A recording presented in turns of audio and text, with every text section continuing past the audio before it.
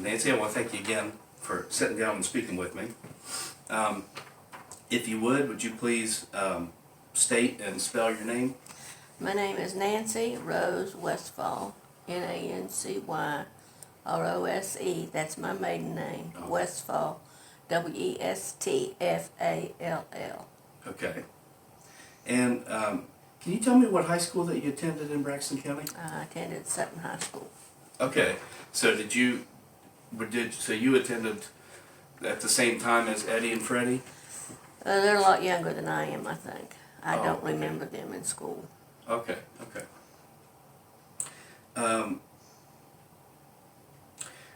When did you first start working for the Braxton County Jail, and how? Would you care to kind of tell a little bit about just how and why you got started and how long you were doing it? Well, I really didn't work directly for the jail because I was in my teens. But my father was the jailer, Cecil Rose, and my mother, Eulyn Rose, she was the cook. She prepared all the meals. But back then it was easy for younger people, as I was, to take part in serving the food and washing the dishes and that kind of stuff. So I can't remember how many years we were there. I'm going to say 4 or 5. And then my parents left there, but then later on in the years they came back after I was growing and had a child of my own. They came back and spent another few years there at the jail. So what was their names again? Cecil and Eulyn, Eulon, Okay. Rose. Do you recall what year they started? I would say right around 47, Okay. 1947. And do you know about when they quit? Like before coming back a second time? Before they came back the second time? Yeah. I don't really know. Okay. Now, how did that work? Was that, do you know if that was, I know it was a county jail, but was it kind of a, just a holding place? Was it meant to be a temporary place, or did people serve whole sentences there? When they had the Braxton County Jail, they had a town lockup in the basement that the town could put people in there, like for overnight. Okay. However, the jail itself was the county jail. If they were sentenced further, they went to the penitentiary in Moundsville. Okay. So whenever you worked at the jail, and I know it was kind of unofficial, but can you tell me a little bit about what you would do there, specifically? Well, I always helped Mother cook, for one thing, and they got 3 meals a day, and it was good food. Really? In fact, when some of the police officers would come in and let somebody out, they would eat their tray. Oh. After they, let them go, well, then they would sit down and eat the tray that Mother had fixed for them. Yeah. And I washed the dishes, and they all had to be sterilized. And sometimes I would take care of the visiting hours. Oh, okay. So it was just whatever needed. Mow the yard. I did a lot of that. And whatever else needed to be done, it was just a regular, family life. So you all didn't live at the jail? Yes, we lived on the 3rd floor. Oh, okay. And we lived right there. So was your father involved with any other law enforcement outside of the jail? He just ran the jail? No, he was also a constable. Okay. For several years, on and off. He had a permit to carry a gun and everything like that. Plus, he had to fire the coal furnace for the courthouse at that time. And that served the courthouse and the jail. Okay. So the constable, is that... It's like... I was going to say, is that equivalent to a position that's still... No. think they have that now. They renamed it and changed it around. I think it's like a magistrate maybe. Oh, okay. But it was different back then. That's interesting. I did not know that. This might seem like an odd question, but it came to me and I was incredibly curious about it. Given what we're going to talk about later, do you remember what the phone number for the jail was? No.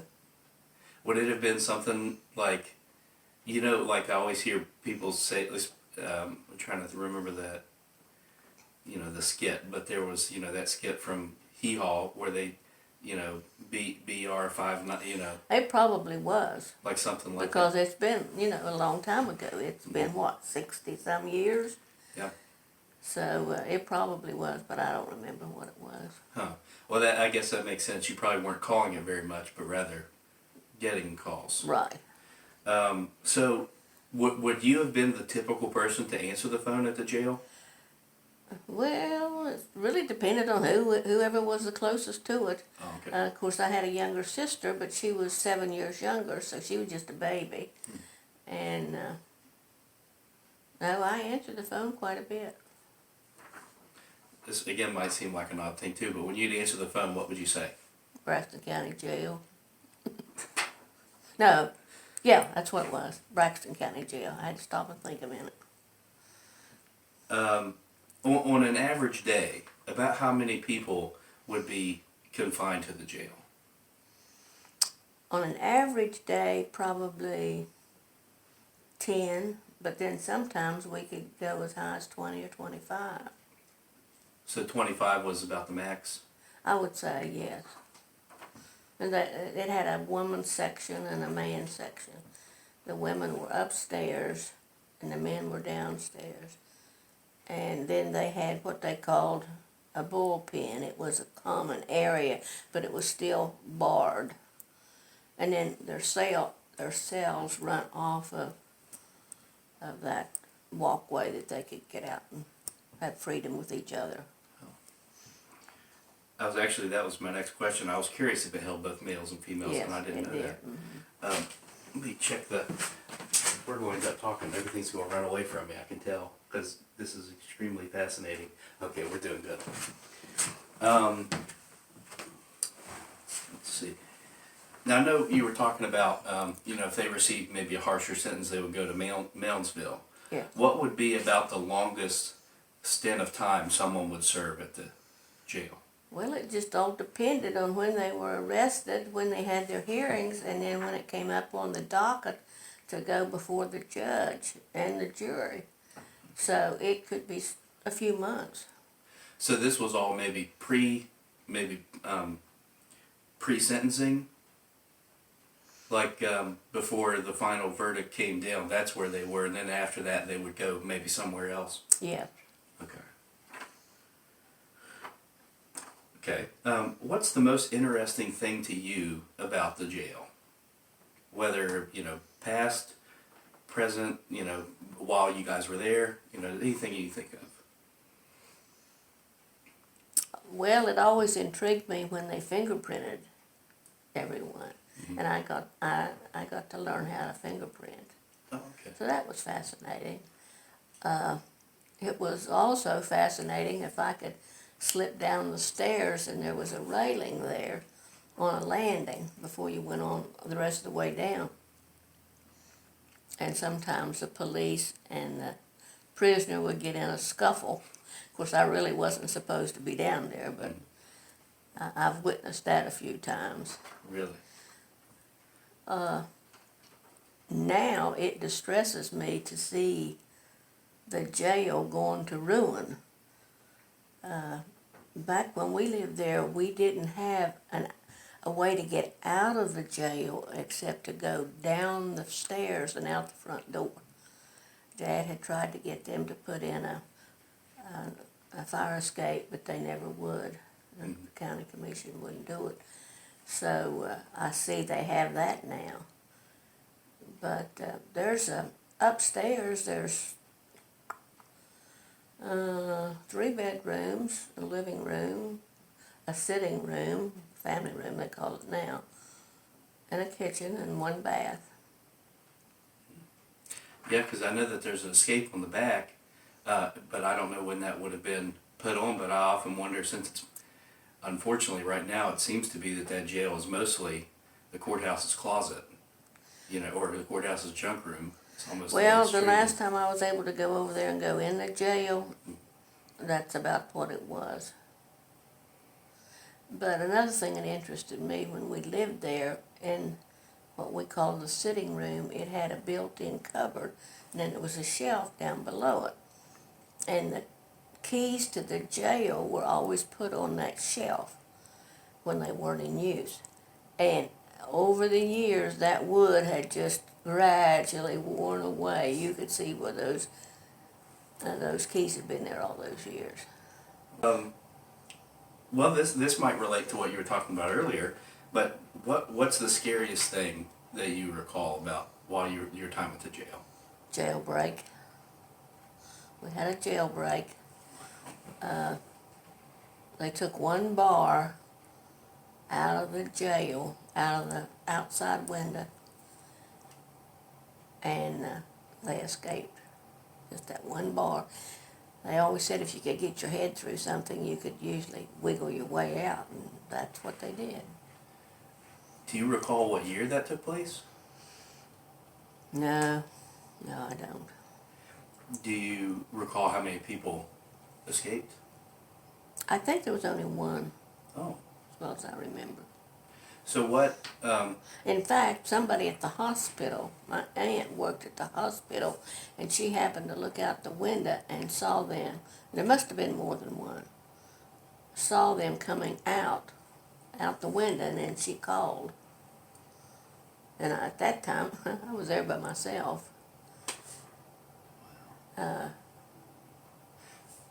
so if you get that call and you're there by yourself, what's the next thing you do? I tried to get a hold of Dad, because he wasn't at the house at that particular time.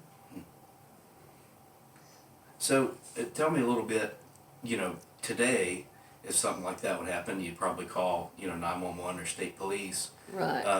At that time, what would kind of be the person that would take care of that? Would it just be your dad, or? Well, no, the sheriff would have to get involved in it, and possibly the state police too. Wow. Now, were they found, the people? Yes. Mm-hmm. That's interesting. Okay. This is another interesting question. Do you think that the jail could be haunted? No. No. If so, why? Or if so, or if not, why? I just don't think it would be. We never saw anything out of the ordinary when we lived there. They did have a room off of, well, it was a main living area, and then you went down about 3 steps, and there was another room, which was actually a bedroom. I don't know why in the world they made it like they did. But then there was a platform, like a stage, but it had a door on it, and it was locked. And that was, I guess, their evidence room, because there was a still in there, and I can remember the still and other things. Mm-hmm. As far as you know, were there ever any deaths or murders at the jail? Not that I recall, no. We had some murderers in there as prisoners, but no murder in the jail. Dad run a pretty tight ship as far as the prisoners were concerned. You know, if they got rowdy or anything, all he had to do is go over and peck on the, we had steam heat on the radiator, and just peck on them, and they'd settle down. Wow. Now, with the exception of maybe things that you've already told me, unless maybe you want to just elaborate on them, is there anything you can tell me, you know, anything else about the jail, its history, or inmates that you think somebody might find interesting that maybe the common person wouldn't know, or that maybe wouldn't be in a history book? Oh, I'm sure there was lots of things that went on that the common person, wouldn't know. Because, they didn't bring school children down there, and and things like that. But I do recall, which I thought it was quite funny myself, after I was grown and had my own child and I came back to visit Mom and Dad, some of the same people were in jail that was there when I was young. And they said, "Oh, Nancy, just let him come down here and stay with us. We'll entertain him." I said, "No, don't think so." But they were harmless, had been drunk and got sentenced for, 10 days or a month in jail. But that was peculiar. Well, it's funny that you say that it was the same people. My wife actually is one of the secretaries at the prosecuting attorney's office. Has been for 8 or 9 years. Oh. And that's a common thing she talks about. She said they tend to deal with the occasional people switching out, but they always seem to be fooling with the same group of people. Yeah, except now it's drugs and Yeah. worse things. Yeah, that's true.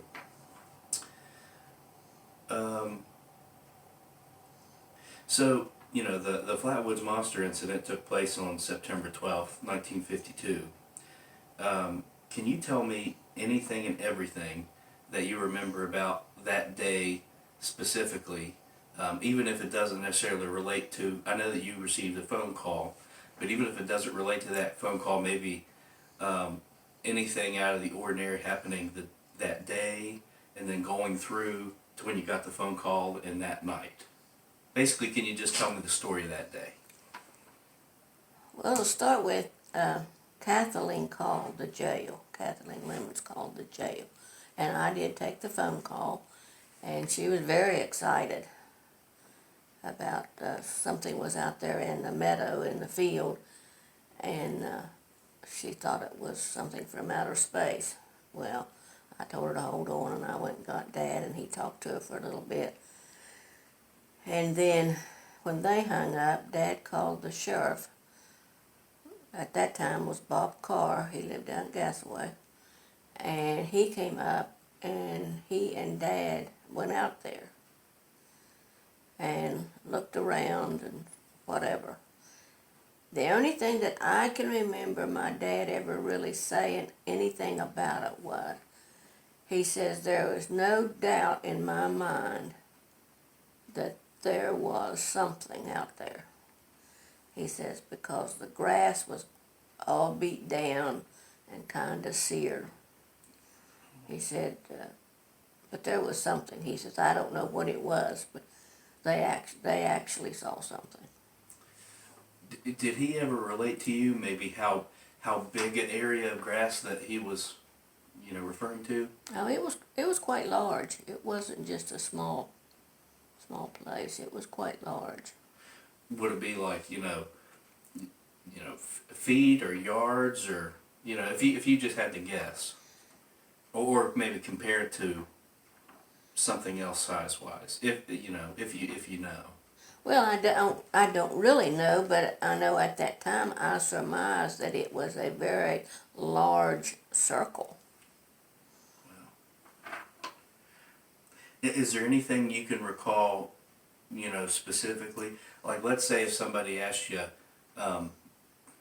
to try to recount, word for word the conversation you had with Miss May, back and forth. Do you think you could do that, or maybe give a general idea? I just know she was very excited. But no, I don't remember the conversation.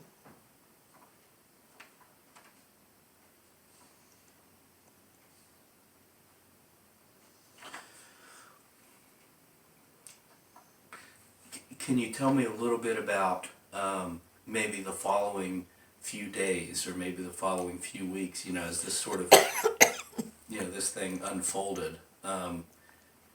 Tell me, your experiences as far as, what you witnessed. I know that you didn't see anything, but I mean, you saw the community and that sort of thing. Could you tell me a little bit about sort of the aftermath of that story? Well, needless to say, it was the talk of the town. Mm-hmm. Everybody was talking about this monster and how they described it and so on and so forth. But as far as remembering anything that took place, I know there were other law enforcement, that came in there.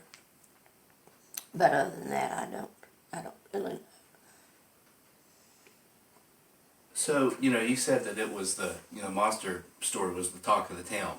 Do you feel like, or I should say, what do you feel like was the perception by the average person that lived in Braxton County based off of what they heard the Mays saw? What do you think was the common impression? I think the common impression was most people didn't believe it.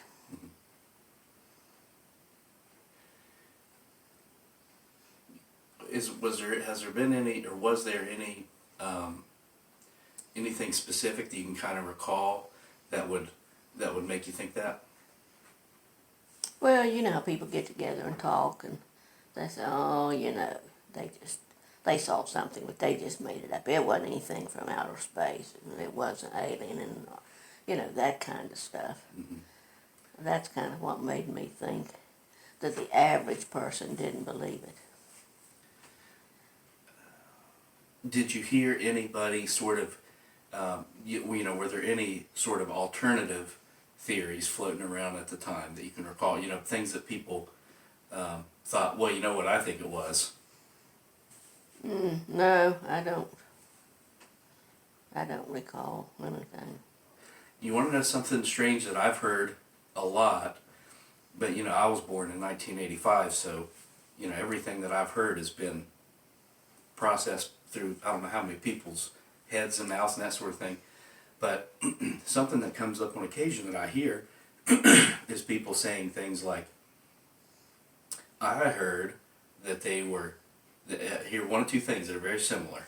One, that they were drunk on whiskey, so they didn't know what they were seeing. Or two, that they'd been huffing gas and hallucinating. Do either of those two things ring true to you? No. These boys were just kids. They saw it and it scared them to death. They run back to the house to get the mother, and she came out there and she saw it. No, I think Dad was right. I think definitely there was something there. Of course, the tales are going on and on all these years. And as time has progressed, you hear of other, UFOs and etc. And then the government always says, oh, no, it's nothing. Just like they did in that documentary last night, It was a hoot owl and that kind of stuff. Well, that makes me think of something interesting, too, is, in your time, you've been a lifelong Braxton County resident? No. Or pretty much? No? Oh. I left here in 50, well, I worked in Charleston, I left here about 60. Okay. And when did you move back? When I retired in 95. Okay. Well, in all your time living in Braxton County or even Charleston, wherever else you may have lived, from the time you were young to now, have you, what are there other stories that you've heard that are kind of an unexplainable nature? Only what I've read in books. Oh, okay. No, I've never heard anything. Okay. But that one has been kept alive all these years. Mm-hmm. Well, I do believe, you may know better than I, that they wanted Kathleen Lemons to be on a television program at one time. But I can't remember if she really went or not. I think she did. Well, I've always been told that she appeared on a show called We the People, but I've never been able to find a recording of it or anything like that. The only thing that I know that confirms it to any degree is a newspaper article that was in the Gazette that mentioned it, and that would have been about that time. Mm-hmm. But otherwise, there's nothing else concerning it that I've ever seen. I'm pretty sure she went. Okay, my last question is, we've talked about what everybody else thinks. What do you think?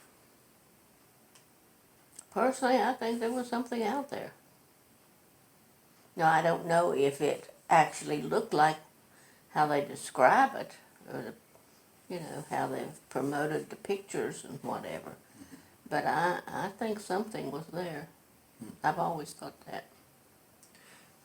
Would you think that it was of an extraterrestrial nature? Oh, yes. Really? Yeah. It's funny. Most of the time, I can't get anybody to sort of pick a position one way or another. It's interesting that you did. It's refreshing, actually. Yeah. Well, I tell you, I don't think I have anything else specifically for you as far as questions or anything. But is there anything else that maybe through our conversation, any sort of memories peaked or something that's come to mind that you think is maybe interesting or pertinent to anything we've talked about today? Well, what comes to mind as we were chatting about this was, and it doesn't have anything to pertain with the Flatwoods Monster or the jail per se. Of course, we lived at the jail at the time this happened, and I'm sure it was probably before your time. A pipeline burst out next to Flatwoods, and everybody, they were scared to death. I mean, if you looked out the window, you could see people down on their hands and knees praying, because they really thought the end of time had come. Do you know when that would have taken place? I don't know what year, no, but I know we lived at the jail because I saw them. Do you know, maybe could you give me a year, like a window that you thought that, it would, in order for you to be living where you were, it would have had to taken place? Because I'd like to research that. I've never heard of it. Well, old timers would remember it when that pipeline blew up. Okay. So it had to be somewhere, I'd say in the 40s, 1940s. Late 40s. Okay. Well, I think that's all I've got for you. I really appreciate you taking the time to speak with me today. It's been thoroughly entertaining and fascinating, and for as much as you thought, this wouldn't be something you'd want to do or that you'd be good at it, I think you're a natural. I love it. Just thank you. Thank you again. And thank you for inviting me into your home. I really appreciate it. Oh, you're more than welcome. I can only share with you what I know, and that's it.